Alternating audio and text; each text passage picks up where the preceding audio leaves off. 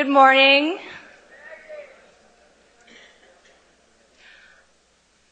Welcome, everybody. My name is Lauren Fisher. I am a second-year MBA student, and I'm pleased to have the opportunity this morning to introduce Jack Daly as today's speaker for the 10 Years Hence lecture series.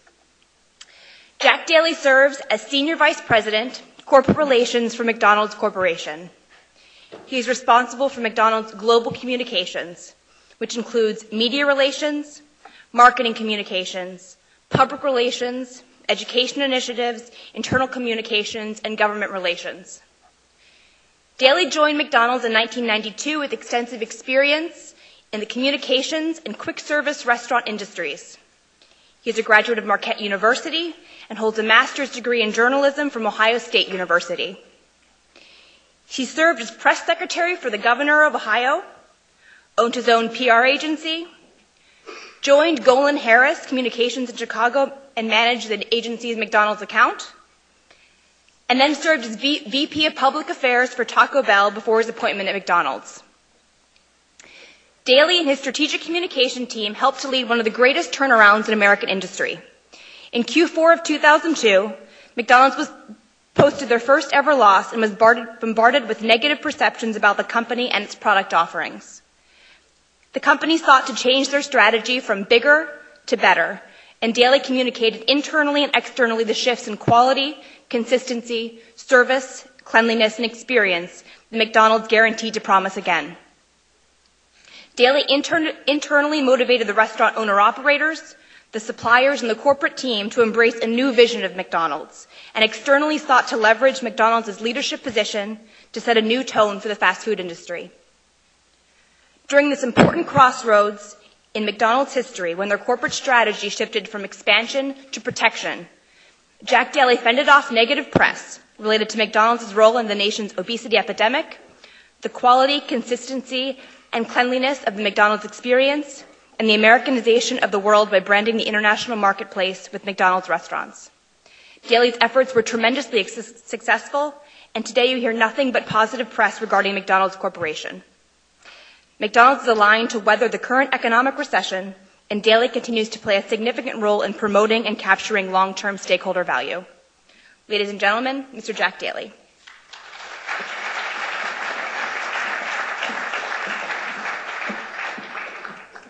Thank you very much. She did a lovely job. Lauren, congratulations, and congratulations on a great career here at Notre Dame. And thank you, Professor O'Rourke. And congratulations on the win last night. It was exciting. My alma mater is playing today at 11:30, so somewhere in the middle of this presentation, somebody better start texting me. I went to Marquette, and I hope they do well in the NCAA tournament, and I believe that Notre Dame should have been in the NCAA tournament. So there. So good morning, and thanks so much for inviting me to this excellent speakers series, 10 Years Hence. It's interesting. In today's crazy business climate, most of our efforts are directed at just getting through the day. So the opportunity to take a break and really think about the road ahead is not only kind of stimulating, but I think it's essential. Congratulations to Dean Wu and the Mendoza College of Business for creating this series here at Notre Dame. And personally, I'm delighted to be a part of a long and lasting relationship that McDonald's and Notre Dame have fostered over the years. The late Joan Kroc, wife of McDonald's founder Ray Kroc, made historic contributions to the campus, including the Kroc Institute for International Peace Studies and the Hesburgh Center for International Studies, both, as you well know, world-renowned programs. Our own chairman, Andy McKenna, has served as Notre Dame's chairman of the Board of Trustees, and in both cases, I think we would all agree that he has established the highest standards for servant leadership, and anybody who knows Andy knows that he's an absolutely remarkable man. And of course, as a Chicago-based company a couple hours away, the hallways of McDonald's are filled with proud Notre Dame graduates. And these men and women make remarkable contributions to the talent, to the integrity, and really to the character of our company. So on behalf of the entire McDonald's family, I want to thank you for this opportunity. That's our restaurant, by the way, in downtown Chicago, sort of the 50th anniversary restaurant, our crown jewel. The title of my remarks this morning is Sustainability and Corporate Responsibility, the McDonald's Story. I should note really at the outset that for McDonald's, these two terms are increasingly merging into the same meaning.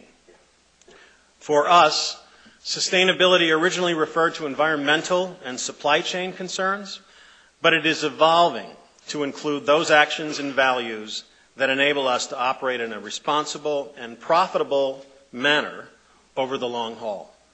So we tend to use sustainability and corporate social responsibility interchangeably because for us, really they're flip sides of the same coin. Now, having said that, let me begin by noting that everything I discuss today can be summed up in really just one word, and that word is trust. When you look behind the headlines of today's economic meltdown, trust, or actually the lack thereof, is always the recurrent theme. People have lost trust in banks and the financial institutions on Wall Street, with AIG serving as the latest poster child for wretched excess. They've lost trust in the ability of our government to keep our economy regulated and on an even keel. Certainly business in general, and I think big business specifically, has plummeted on the trust scales. And then there are cads like Bernie Madoff who literally have jolted us with their staggering avarice and larceny. And of course the media, we talked about the media, is having a field day with all of this, scaring everyone half to death with their relentless predictions of global Armageddon. And so it's not surprising to kind of take a moment right now, and I think everybody has a couple of burning questions on their mind. And the first one is, where exactly are we? And the next one is, where the heck are we going? Concerning the first, I think we are caught in one of those uncomfortable times between times. Pessimists would say we're trapped between a rock and a hard place, which relates directly to those dire predictions of Armageddon. But I'm an optimist, and I believe strongly that the time we are heading into, which is really, I think, what we talk about when we talk about 10 years hence, is an era in which the primary objective of business fundamentally changes. If profit was the prime mover of the time period we've been exiting, trust will be the number one goal for the time period we are moving into. And so it's in this framework of trust that I would like to discuss McDonald's today. As a consumer-facing company, trust is obviously critical to us. We need our customers to trust the quality and the safety of our food, the fairness of our prices, the experience we deliver, and today, more than ever, our customers must trust that we act responsibly. For the past 10 years, Edelman Public Relations, I'm sure some of you know that company in Chicago, has conducted a very respected survey called the Edelman Trust Barometer.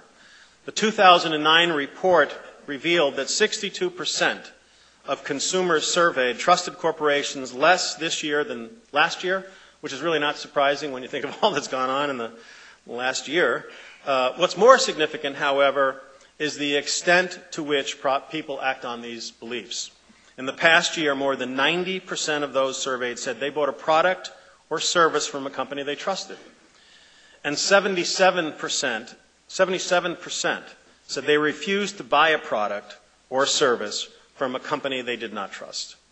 Now, McDonald's serves 58 million customers a day in 118 countries, so there's a whole lot of opportunities for us to either gain trust or lose it.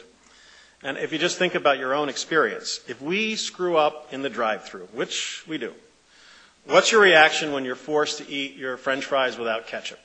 That first reaction, I know what it is, you go, that's it, I'm done with Mickey D's. Hopefully you're not always done because we want you back, but that first reaction is that thing, you've lost trust in our ability to deliver for you. Here's another very significant conclusion from the 2009 report. Companies that are seen as responsible are significantly more likely to be supported in their efforts to sell their goods and services, okay, we get that, pursue changes in local laws, that's remarkable, seek preferential treatment, or have foreign investors assume a controlling stake in their business. So in short, if consumers trust you, everything becomes easier, especially when you start talking about changing laws and attracting investment, because these are really critical drivers of growth. So it's not surprising, with everything that I've just said, that our vision for McDonald's is to be the world's most trusted restaurant organization. And increasingly, the foundation for this vision is sustainability and corporate responsibility, because these are the arenas where the values of our company connect with the values of our customers. And when we talk about values, we are really talking about the character of the company. You're going to hear me say that several times today. I really believe that it's important to think about the character of a company. John Wooden, the legendary coach at UCLA, put it this way: be more concerned with your character than with your reputation. Character is what you really are. Reputation is merely what you are perceived to be. And for McDonald's, that means letting our actions, not our words, determine who we are. In this respect, we are in a constant state of continuous learning and have been since the beginning of our company. When Ray Kroc opened his first McDonald's restaurant 54 years ago, we were at ground zero in the trust department. Frankly, all Ray had to worry about back then was really making hamburgers and selling hamburgers. But Ray had an unerring sense of customer satisfaction. And he knew that our competition could copy our hamburgers, but not really the character of our company. So Ray insisted from the start that McDonald's employees, restaurant franchisees, and suppliers give back to the communities that supported them. That was the beginnings of what became our company's character. Giving back became a constant for us, and it really helped to build our brand. Over time, this core value grew into what we called the trust bank. And the idea was that our goodwill activities were deposited in this trust bank and held there in reserve for those tough times that our brand might experience. And let me tell you, for at least the first 3 decades of our existence, this trust bank concept served us extremely well. We made deposits in countless ways. Our mantra of QSC&V, quality, service, cleanliness, and value, provided a consistent McDonald's experience that consumers came to trust. Back then, we were a unique experience, really different and exciting, an entirely new way to eat, representing innovation and change in an increasingly mobile society. We were involved in our communities, as Ray Kroc wished. Owner-operators were Mr. and Mrs. McDonald's, supporting youth athletics, getting involved in schools, being there when their community needed them. And I'm sure many of you grew up in towns where McDonald's was sort of a central part of the civic world. We also had impactful grassroots marketing and communications programs, from the All-American Band to the All-American basketball game, which actually was here 2 years ago, to counting billions of burgers sold, to great TV spots, to support for global events like the Olympics and World Cup. And of course, there is the absolutely remarkable Ronald McDonald House program where so many people's lives have been affected by that. Now, concurrent with all of this, we became what was really back then the darling of Wall Street, the little hamburger company that earned its way into the prestigious Dow 30. In short, our core values of giving back helped to differentiate McDonald's, and we became an American success story at a time when America was revered around the world. This was a good position to be in. As a result, we were able to take our entire McDonald's system of opportunity throughout the world, and we found that our brand and our business approach was valued everywhere we went. By the late 80s, McDonald's was on an international roll. A golden age for the golden arches, if you will. And if Edelman had been doing its trust barometer back then, we would have absolutely skewed the curve. Now, today, with all the distrust that's out there, particularly around businesses, it's kind of hard to remember what it was like back then, when companies were trusted. But in my mind, the absolutely best example of the effectiveness of McDonald's trust bank philosophy could be seen in Los Angeles in 1992, when riots broke out in South Central Los Angeles following the Rodney King incident. And this video from back then, I think, is remarkable and says a lot about trust.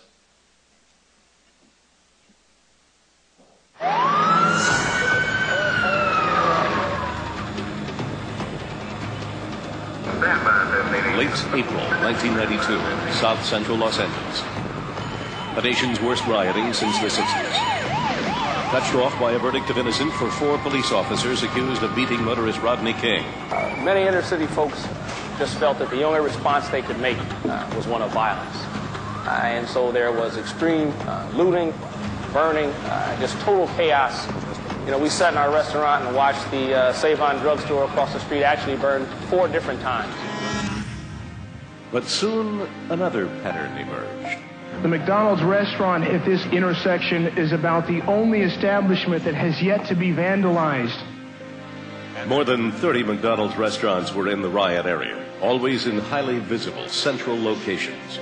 While everything around them went up in flames, none of the McDonald's restaurants burned. The survival of 1 or 2 may have been luck, but more than 30 still in business after everything around them was reduced to ashes demands an answer to the question, why? All the work we do in the community, I think, is one of the major reasons why we're still standing today. Anyone who wants to place a dollar value on what the real value of public relations and communications really is within McDonald's, I think all you really have to do is just to take what it would cost to rebuild every McDonald's restaurant in Los Angeles had it been burned in a recent rebellion. If you took that and added to it the loss of sales that we would have sustained while we were closed, that really is the value of what we've done to our community. In talking to some of the gang members, I wanted to know why McDonald's was really not effective. And one of them expressed to me, well, one thing about McDonald's, we know that we can go there when we're ready to straighten up, if we need training or a job, because the owners and operators are willing to work with them in the community. So I'm saying that McDonald's is looked to in the community as great hope.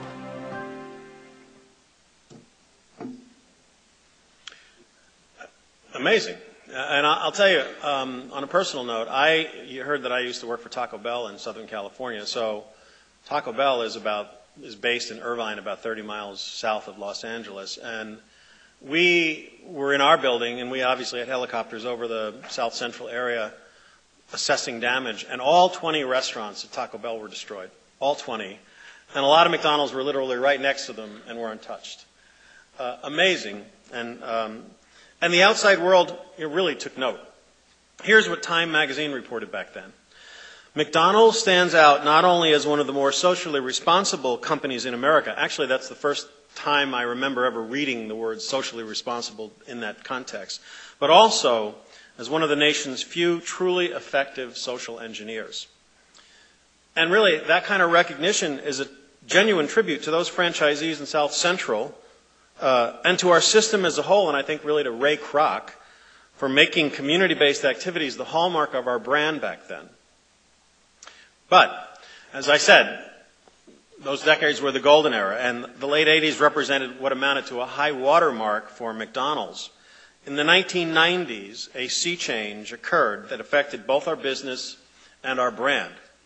We were hit with a tidal wave of issues: globalization, the environment, nutrition, employment practices. Lauren mentioned quite a few of them. The world was changing dramatically, and we were kind of stuck back then in those days in sort of the happy days.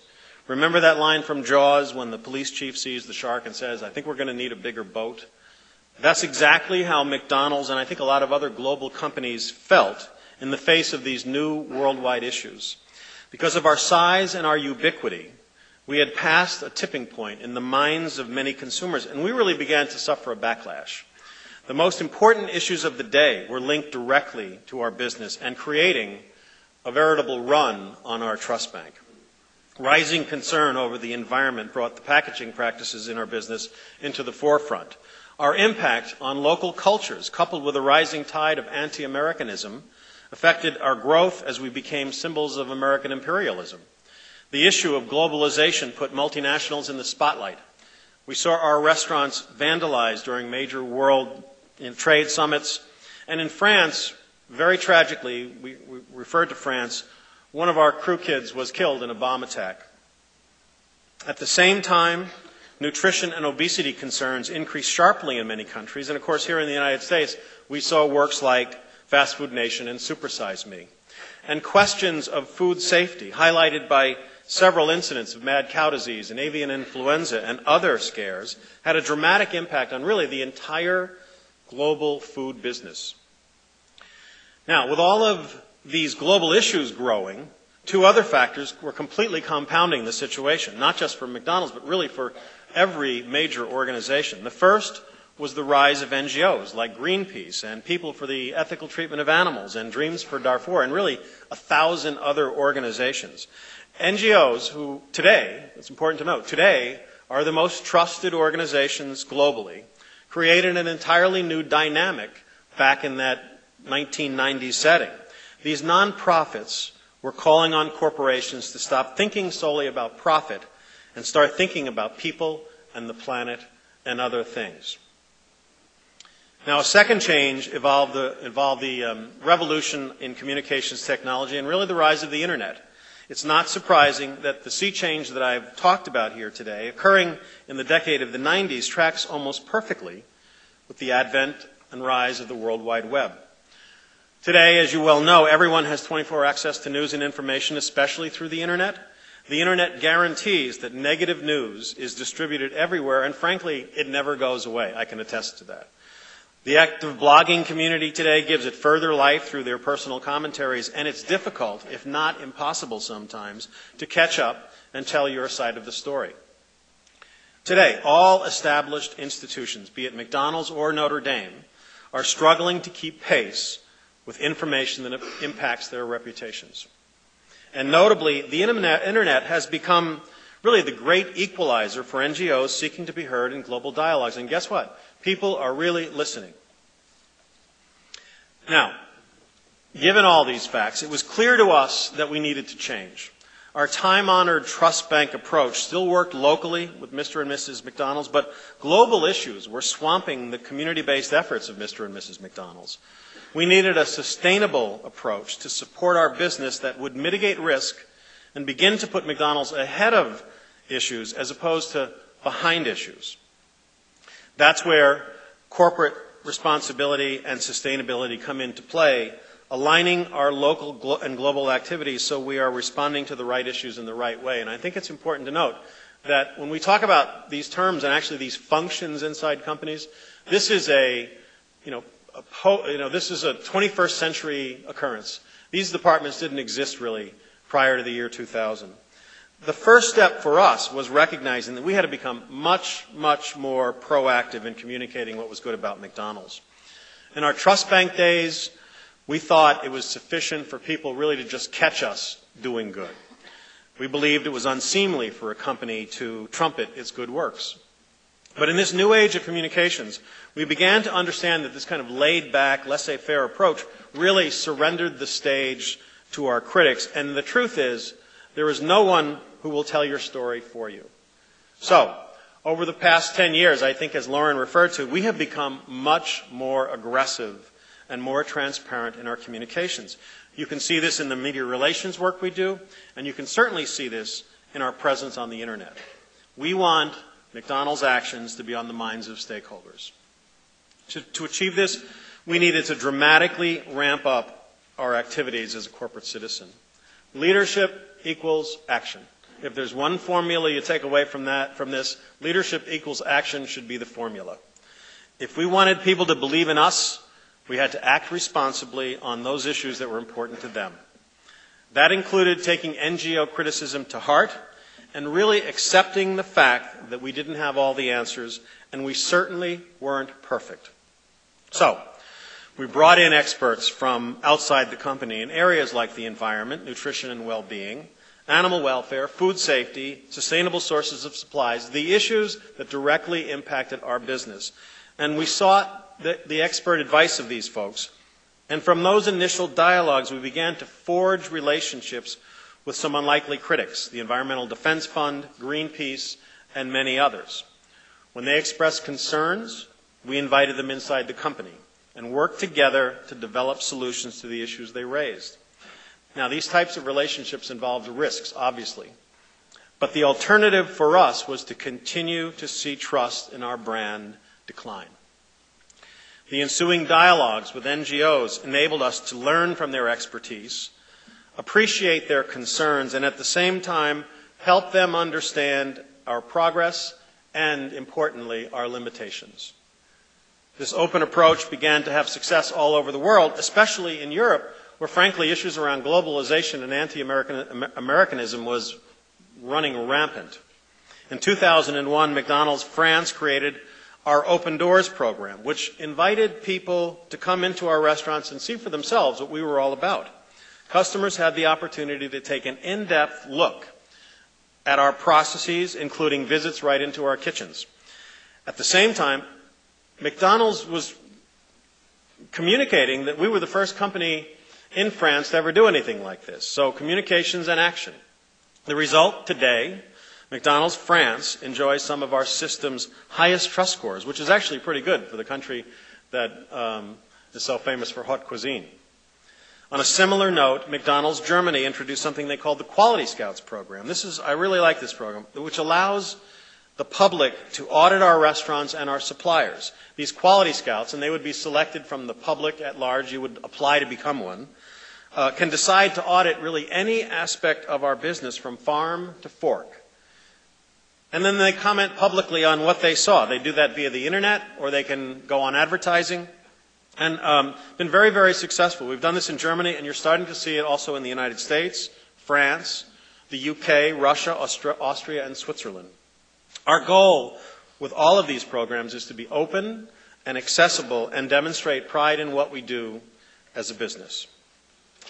And I'm glad to report that this process is working, and we've seen some considerable goodness come out of it. In the area of sustainability, for example, we're reducing the energy usage in our restaurants, using more recycled material in our packaging, and creating a more responsible supply chain everywhere in the world. With help from Conservation International, for example, our fisheries supplying our system are managing in a more sustainable way. Today, 91% of our fish is sourced from fisheries with strong sustainability ratings. And we've collaborated with Greenpeace and other organizations to develop and maintain a moratorium on using Amazon rainforest land for soybean production. As you may recall, back in the 80s, 90s, there was a talk about beef in rainforests. We never purchased beef from any rainforest properties, but that belief was certainly out there. And so we needed to work with Greenpeace to make sure that the message, the actual story got out. In many respects, this McDonald's relationship with Greenpeace serves as a global template for how we want to partner with respected NGOs. And so we thought we would have somebody from Greenpeace comment on it, and here he is, John Savin. My name is John Savin, and I'm the campaign director at Greenpeace. The objective of our campaign was to protect the Amazon rainforest. McDonald's has played a very key role in bringing what is mainly US-based multinational soya traders to the negotiating table, and good on them. I think it's a significant breakthrough. Soya, which is fed to our pigs, chickens and cows to make meat products, is one of the main drivers of deforestation in the Amazon rainforest.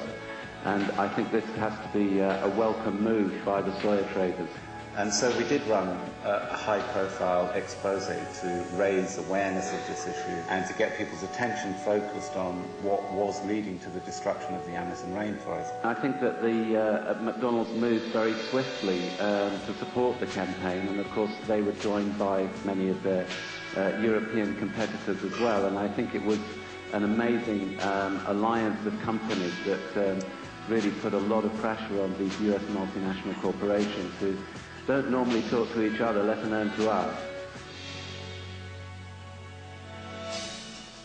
And this was, in a way, what has led to where we are today, of having a 2-year moratorium on further deforestation in the Amazon. The key thing here is if companies are going to do the right thing, then of course we welcome it. And, the Amazon rainforest is such a critical forest for all of us. That any kind of alliance, whoever it is with, that it really wants to help protect the rainforest, we would support. So it's been, I think, quite a good learning thing for both organisations, and I think it's also shown the potential of what we could do in the future together on some of our other campaigns.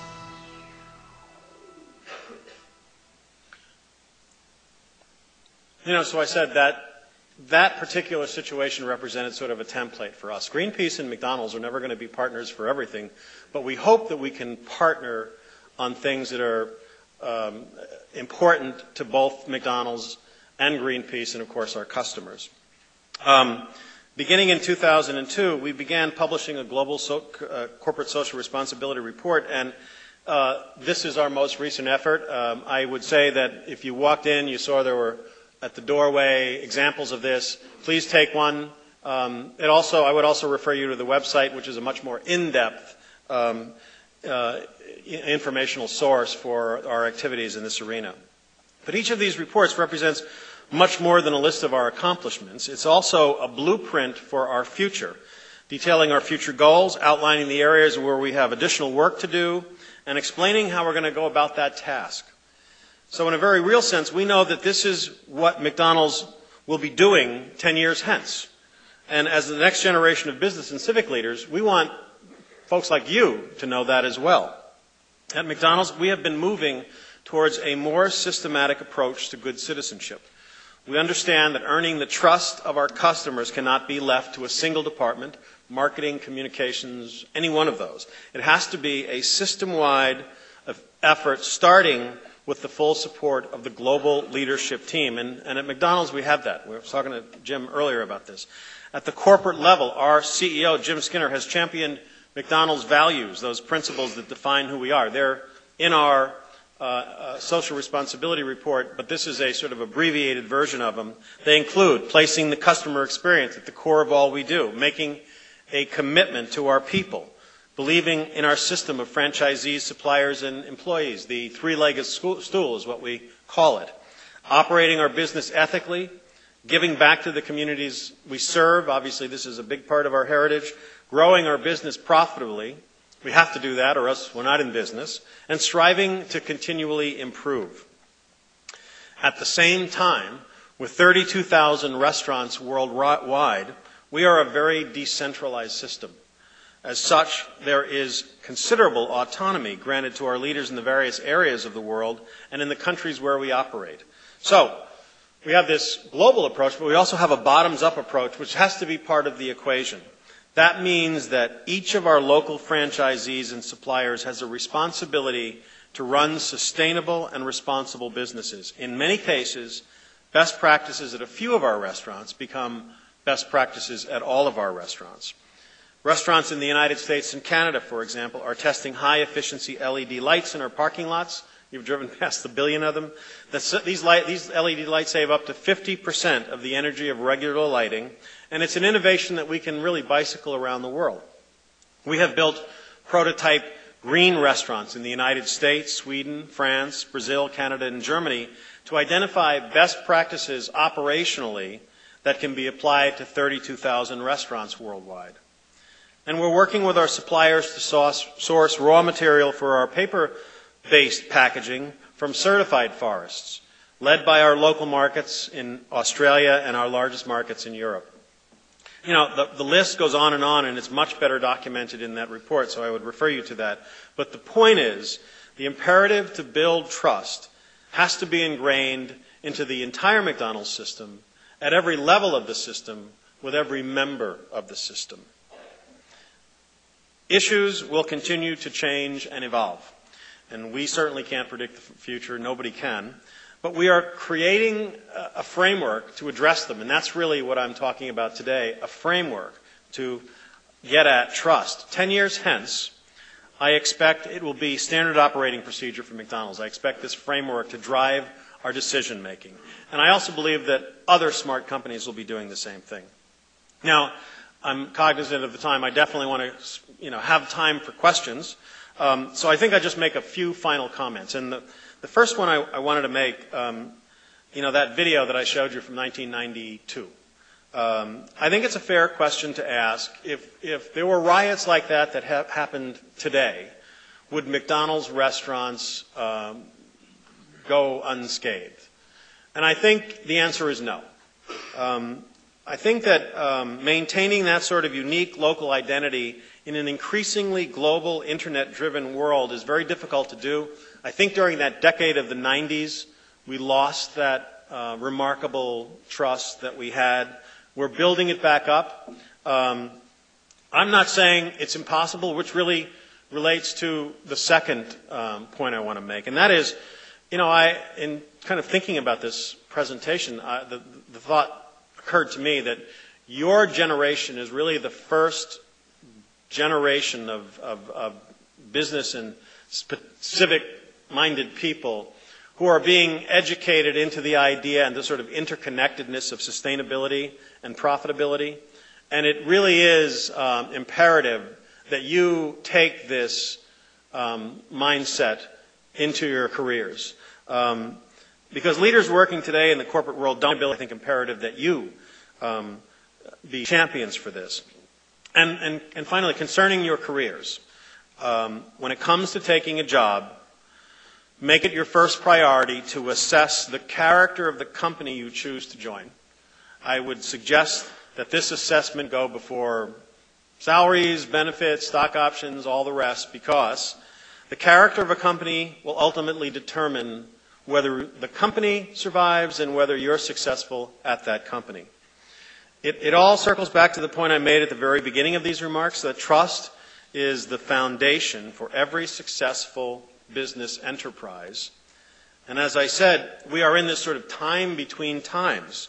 The era of profit at all cost has ended, and the era of trust as the driver of profit is just beginning. So I think this is really an exciting time. I think it's hopeful time for us to be thinking about all these things, to be moving into the business world and the civic world. And I really wish you all great success in the years ahead. And I want to get to questions. I'll end with a short video, which really highlights some of the activities that we're doing in social accountability and sustainability.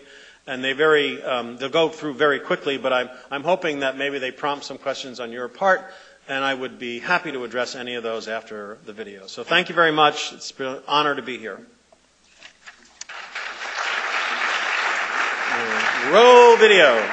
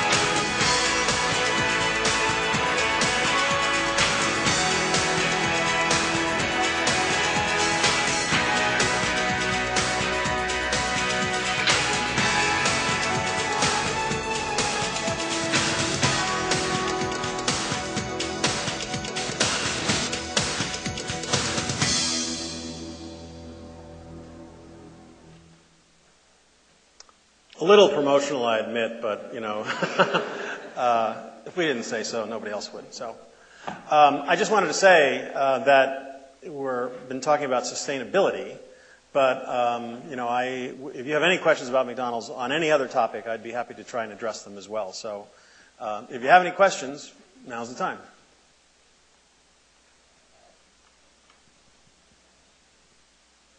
Jack, let me start Sure. by asking what prompted you to work with Greenpeace, PETA, and other known mortal enemies to the commercial establishment. What was the trigger mechanism which pushed you in that direction? Well, you know, I think there were several. Consumer Insights was telling us that something was changing, and that our trust, the trust that consumers had in us was contracting. So you have that, and so then immediately you have to start looking for reasons why that's happening. And then, to the credit of the NGO community, they're very, very good at attracting attention.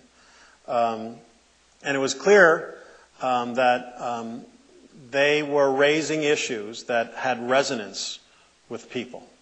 And we could have sat there and, you know, on a stump and said, not our issue, or not for us, or go find somebody else.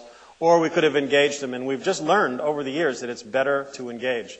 Even PETA, I mean, PETA and McDonald's are a little bit Mars and Venus, I mean, with all due respect. We are the world's largest restaurant organization, the world's largest purveyor of beef and chicken products, if you will, and they are a vegetarian organization, you know, basically a vegetarian organization. But we have found places where common ground discussions can take place, almost always in the category of animal welfare.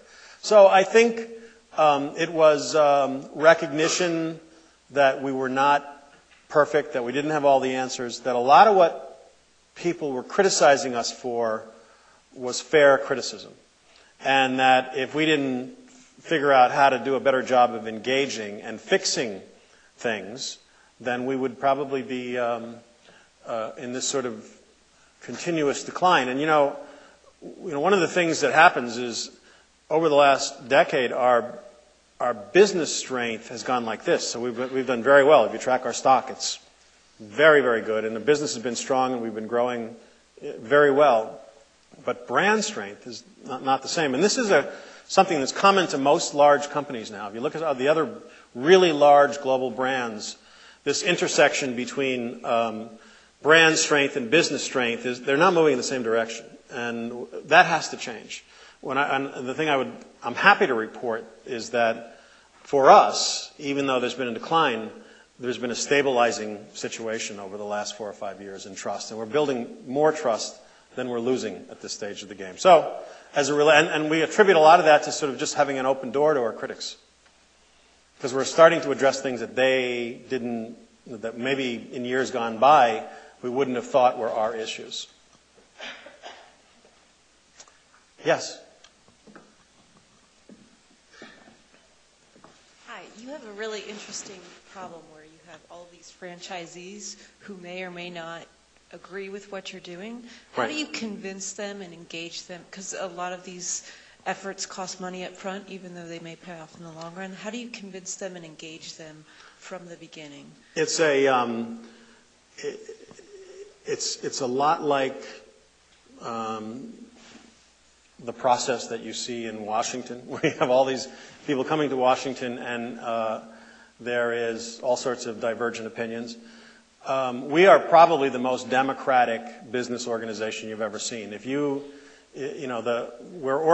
I say we're decentralized, we're extremely decentralized. So the operators here in northern Indiana form a co-op, and they have the right to vote for or not just about everything that the company does. And so what happens is communications and leadership in general become very, very important in making sure that the franchisees understand why we're asking them to do what we would like them to do. And I think you notice that we don't normally act unilaterally. We will test everything and try to the extent possible to bulletproof everything. So when I mentioned any innovation that we're starting to think about in any of the restaurants, it's really the owner-operator's decision whether they want to do that or not. But it's our responsibility to come up with a case for doing it. And that's why, people talk about McDonald's and they say, my God, your G&A, general and selling administrative costs run higher per restaurant than any other fast food chain. And the reason is we have this very large infrastructure to manage the sheer decentralization of our company. The average franchisee in the United States has about 4 restaurants. If you look at most other competitors, you're seeing people that have 20 and 30 units. And so it's easier to affect change. But for us, when the system does move as a whole, I think it's a more powerful movement because there's a lot more alignment. But the question is a good one because it's time consuming. We don't, I think an example would be TFAs, trans fatty acids. We were not the first mover in eliminating TFAs, and that was because we wanted to make sure that when we switched to another oil, it would be an oil that would be good for business as well as for the nutrition. And those other companies were able to maybe act a little bit more unilaterally than we were. So McDonald's has a real diplomatic side to it. That's how we get things done in sort of a democratic, diplomatic way. Over here. Yeah. Trying to be careful on how I frame this question, but quite all right. It seems that these days obesity and McDonald's often come up in the same sentence. Yeah. With movies such as Super Size Me and more studies showing how unhealthy McDonald's core products are. My question is, from a public relations standpoint, besides adding apples or salads or alternatives or saying we promote our kids that eat here to go work out after they eat, how do you combat that inherently McDonald's core products are perceived as an unhealthy alternative? I think it's a fair question. I mean, we would say that our core products fit part of a normal, balanced diet. But we would also be the first one to say that, the platform for our sort of healthy, balanced, active lifestyle initiative would be variety on the menu board. That means adding a lot of products, and we certainly have. And as an example, we now sell more chicken in McDonald's than we sell beef.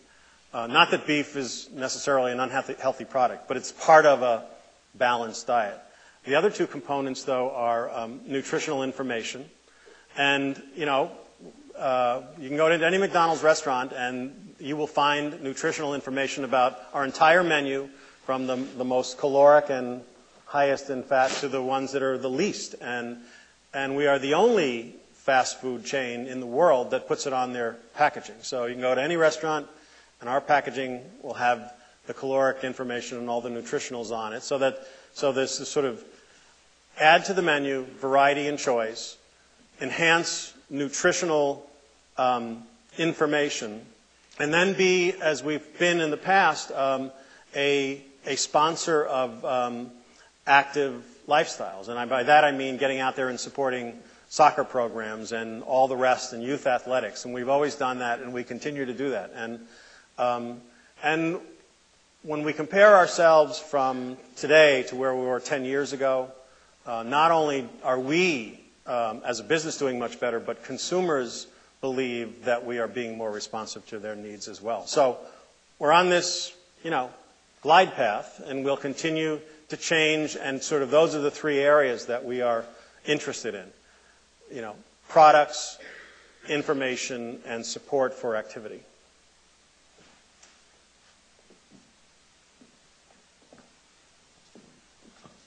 There's a question.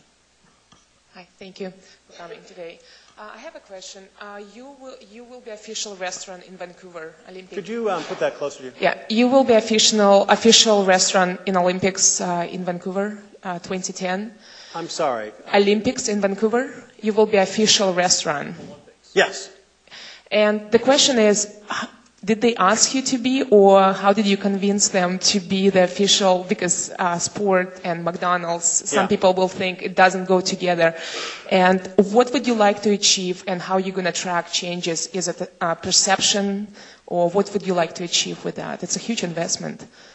Well, the relationship with the Olympics goes back considerably, and it's so whether we were asked or whether we asked, I think what happened was in 1968, is that right, Louise? At the Winter Olympic Games in Europe, the American ski team wanted hamburgers, and they talked about how much they missed McDonald's hamburgers. So we flew in box loads of McDonald's hamburgers, and we made them right there. And that was really our first connection to the Olympic Games. Remember, Coke has been a sponsor of the Games for a lot longer than we have, going back 50 years. So we had this business partner that was very much involved in the Olympic movement.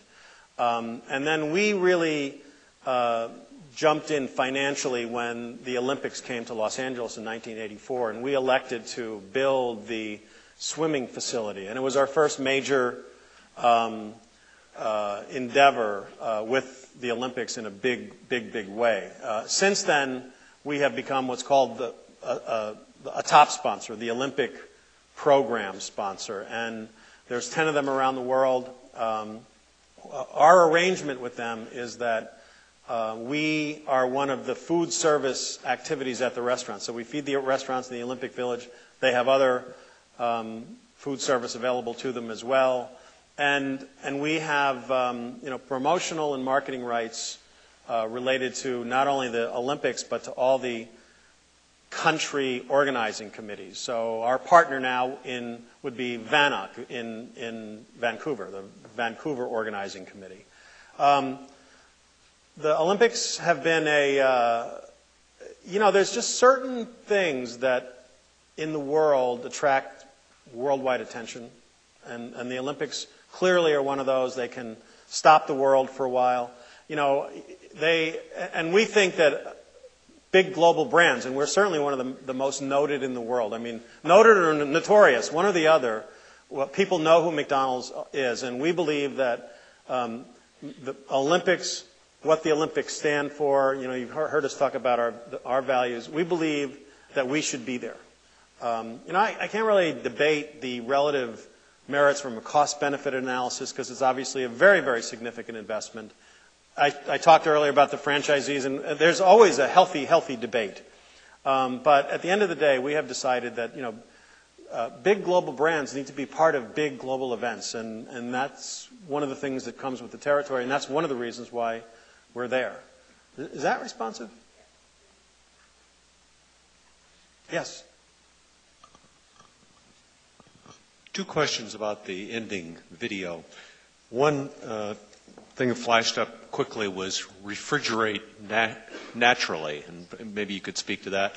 Secondly, it noted that in your European restaurants, it said, it didn't say fair trade coffee, but we all know that the Europeans are. But with McDonald's new emphasis, we just saw on TV in South Bend this week about the cafes. Right.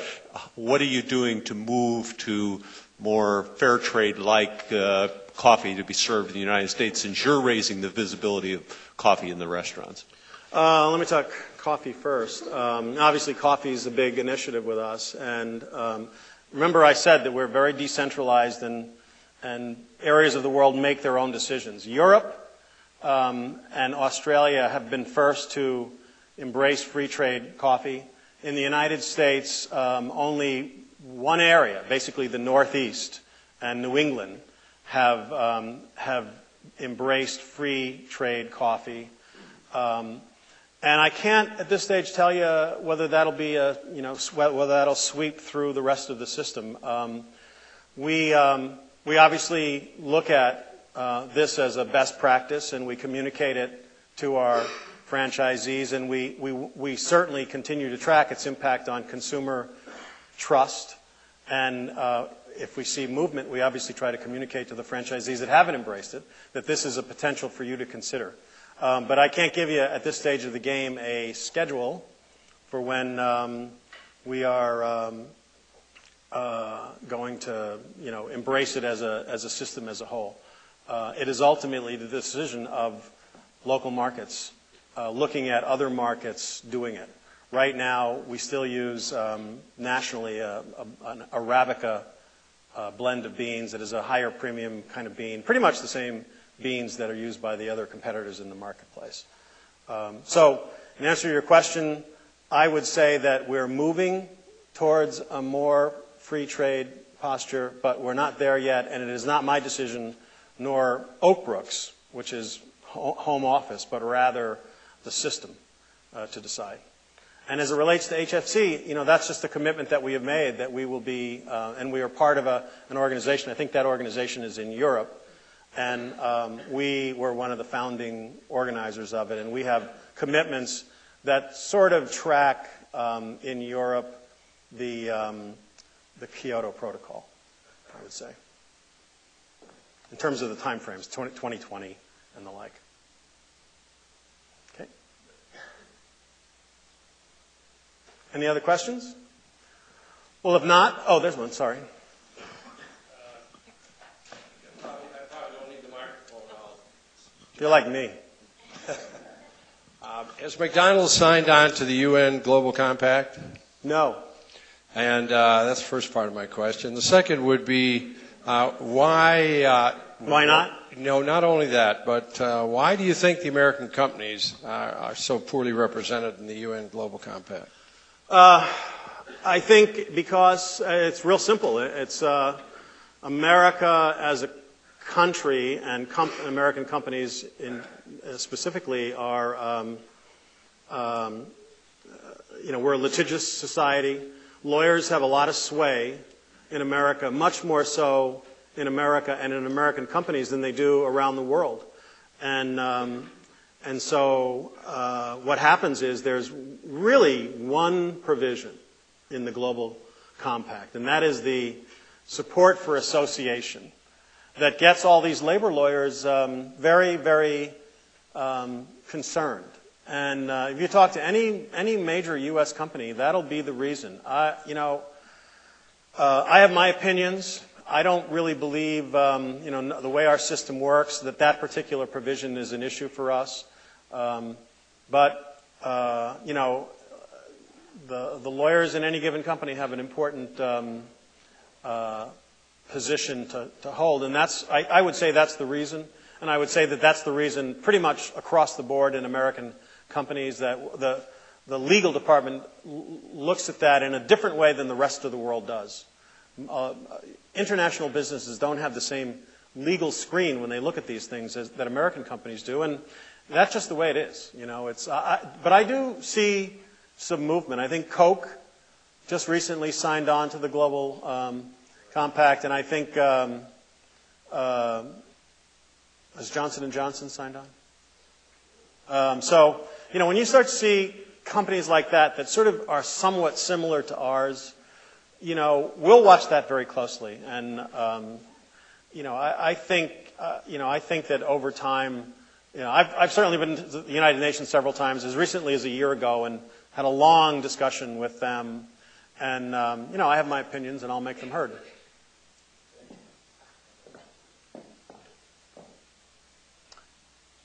Yes. I was wondering, what is your formula for future growth? Where do you see growth coming from? Well,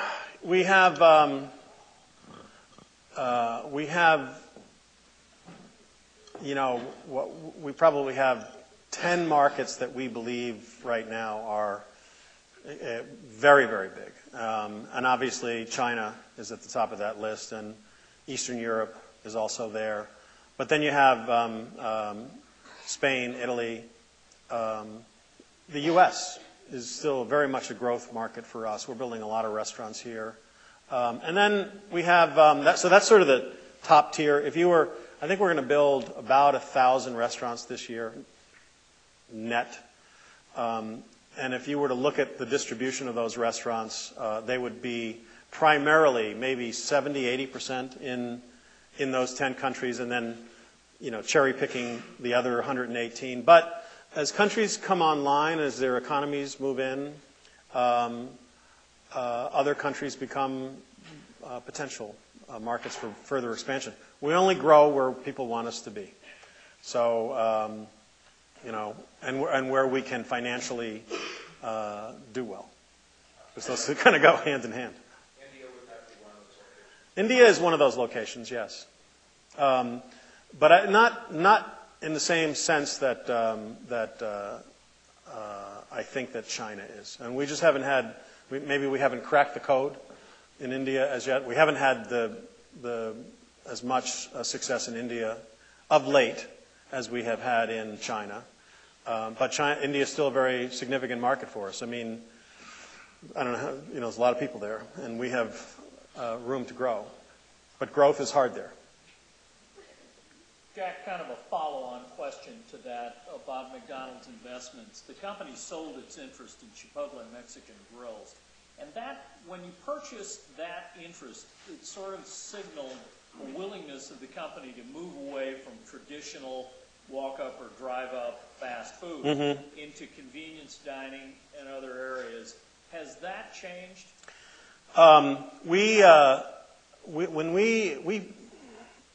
If you know our company, you know that back around the turn of the century, 2000, 2001, 2002, we went through a period where we took our eyes off our fries, and where we believed that we couldn't grow our core business, meaning the McDonald's brand, as fast as we wanted to. So consequently, we started looking at other potential options. And so we purchased Chipotle when it had 12 restaurants. And then we bought Boston Market out of Chapter 11. And we bought Pret a Manger in Europe. I think we bought Pizza Restaurant. And, the bottom line is, remember we were talking about our franchisees, the most important thing in our system is alignment. And also remember, when you have a base of 32,000 restaurants, if you can create growth in those restaurants, that is the best way to serve your shareholders and your stakeholders, is to grow inside your core business. And we were finding, though, that even though companies like Chipotle were good companies, but they were, very small companies, and the growth and the potential growth didn't outweigh the inability, it was detracting from our focus. So we basically decided, and when Jim Cantalupo came on, took over from Jack Greenberg. Jack was the architect of adding brands. Jim was the architect of eliminating them, and we wound up, I think, being more successful for it. If you can increase sales at just 1% in our 32,000 restaurants, comparable sales, that's a very profitable equation for us versus trying to grow restaurant brands and growing through development. And I think for the foreseeable future, we're not interested in looking at other companies, and we believe that there's ample growth on our menu board. And I remember the question about the obesity and everything else, but our menu board suggests to us that we have plenty of room to grow and to add variety. Yeah. Here, I got a question about marketing to children. Actually, I'm aware of a couple of trends. For example, there may be regulations about commercials targeting children. Also, there are now a lot of technologies available. Parents can choose to skip, commercials on TV. And there's another trend, I am aware of a lot of schools, parents, they're campaigning about banning fast food on campus. So I was thinking, my question is how do McDonald's address all these questions? So you're talking about the whole issue of marketing to kids? Yes, right. And McDonald's role in schools and all the rest. And role in schools, I think it's somewhat sad, but we don't really have a role in schools anymore.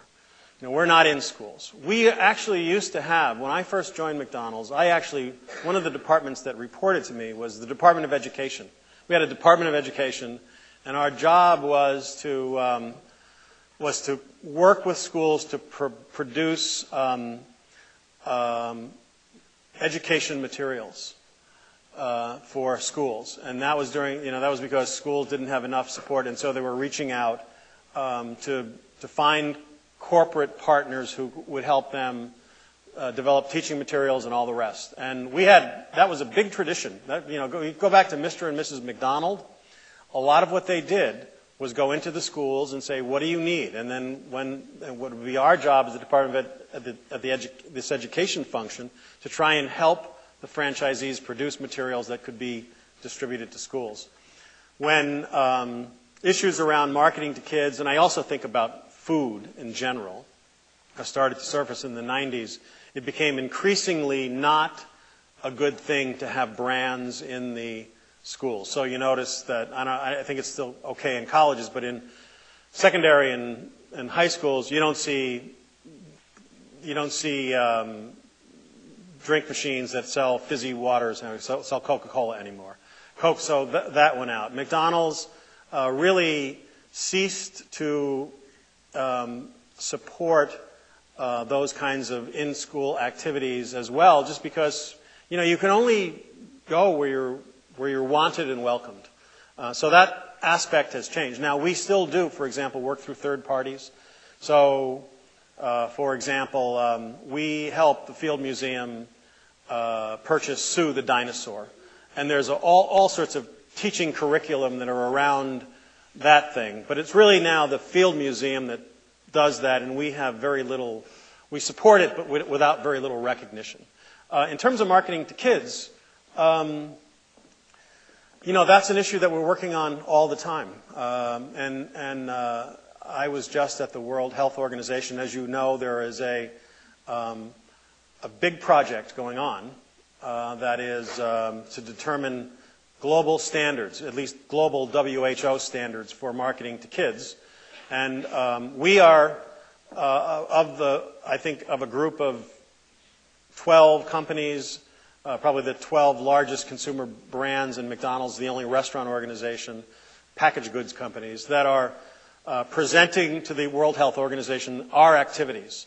And our activities have been, we're very transparent around them. We still produce advertising that is shown to kids. We have a lot of criteria. We have that goes around creating those ads and where those ads will air and what time those ads will air. But for the time being, we are still doing that. And we, along with Coke and the big packaged goods companies, are participating in a dialogue that is taking place now globally to come up with standards. And when those standards get decided upon, which I think will be the process will go through 2009, 10, and 11, we will abide by whatever standards come up to play. But in the meantime, I think we have standards that are well established. We believe very strongly that we are a reputable, responsible communicator to children, and we don't, for example, we don't market foods that are unhealthy to them or anything like that. Can you help there? It's an issue that's right now we're very much in the middle of. If you were up on Saturday morning and you watched kids television, we would be one of the companies that you would see advertised. But the ads would not be focused on food. The ads would not be focused on the toy either. The ads would be focused on to the extent possible, a learning experience. And by the way, the only Happy Meal ad or Happy Meal configuration we advertise is Chicken McNuggets, Apple Dippers, and a milk product, which is, again, a way of communicating that, first of all, we have those and they do meet all guidelines, but it's the only one that we would ever advertise. Yeah.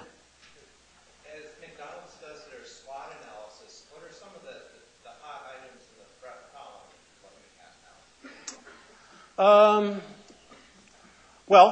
I think marketing to kids is certainly an issue for us. Although, like I said, I mean, that's one where we're going to be part of a process, and that process is a much bigger process than us. And when it's all said and done, we will abide by whatever the process is. I think, I think here in the United States, not necessarily related to our core business, but we're paying attention to the card check issue and as it relates to, the Employee Free Choice Act. That's a government relations issue. But again, our job is to represent the 5,000 franchisees we have in the United States, and we pay attention to that. We're always concerned with issues of quality and food safety. They probably drive most of what we do. If you think about it, we're serving 58 million customers a day, so we have to be, we have to have the highest standards in those arenas, and that would be at the top of our list. We are always paying attention to foodborne illnesses. Not that they necessarily impact us, but they impact food. So avian influenza, any kinds of issues related to things that you're seeing right now more or less out of China that are food safety issues involving melamine and the like are very much on our radar screen. We pay attention to everything because we're part of everything. When you're the world's largest purveyor of food, it's a different position to be in than most companies because food is so, it's fundamental. Not only that, we're interested in we don't have a target audience. Obviously we have audiences that we're interested in, but we're interested in people who eat. So that kind of covers the landscape. And so what people are interested in, we are too.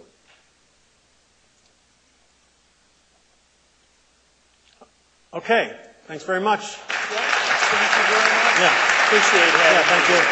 Thank you. Thanks very much for coming. Thank you very much.